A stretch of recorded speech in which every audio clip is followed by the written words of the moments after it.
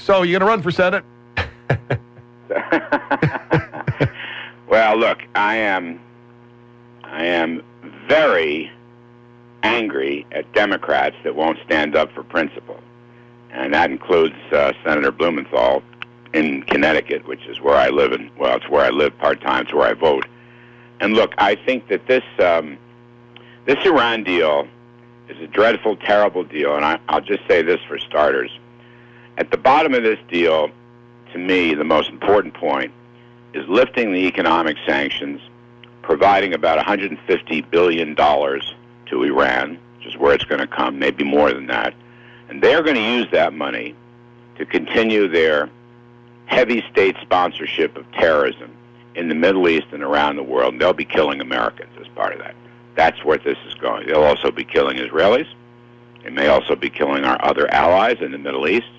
They want complete domination and hegemony of the Middle East. And we, the United States, through this Obama deal, are sponsoring their sponsorship of terrorism. And they're coming to get us. They are our enemy. I don't know if Obama understands that. 2 Democrats so far opposed, Menendez and Schumer. I give them both credit. I can't believe that's all there is, because this is a dreadful, dreadful foreign policy measure. Larry, you've been involved in politics through your life with the Reagan administration, but an economist by trade. Have you ever felt as close as you do now to getting into the political world?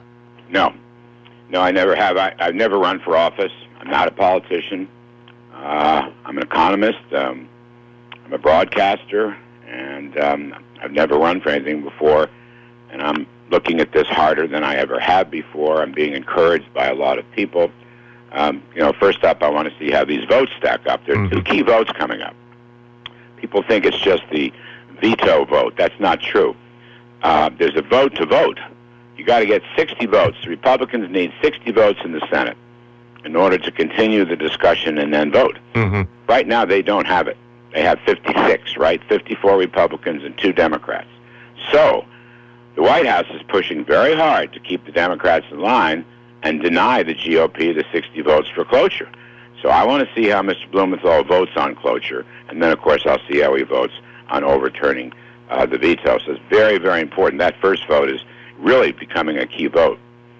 From day one, Obama has said that the nuclear aspects of this deal are different and will be fenced off and will not discuss or include the state sponsorship of terrorism. And I and many others are scratching our head and going, huh? The one leads to the other. I mean, look, if Iran changed their behavior, that might be something different. And that's the way this deal should have been structured. We'll give you money. We'll open up trade to you if you change your behavior. We never said that, and they're not doing that. And their generals like Soleimani and the Quds forces, which I guess Donald Trump did not understand in his interview with Hugh Hewitt. That's where the action is. Iran is a military-run state. Iran is about to take over Iraq. Iran is giving aid and comfort to Hezbollah, to Hamas, to Houthis, and Lord knows who else.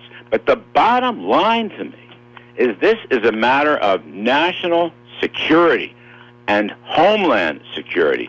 They are coming for us. To me, that is as clear as can be. And that's what's got me inflamed. And I've said to people of conscience all over the country, we ought to have a citizens' movement here, a citizens' movement. People who have never run for office before should think very hard about running for office against House members and Senate members who vote in favor of this bad deal. A citizens' movement is what I'm calling for.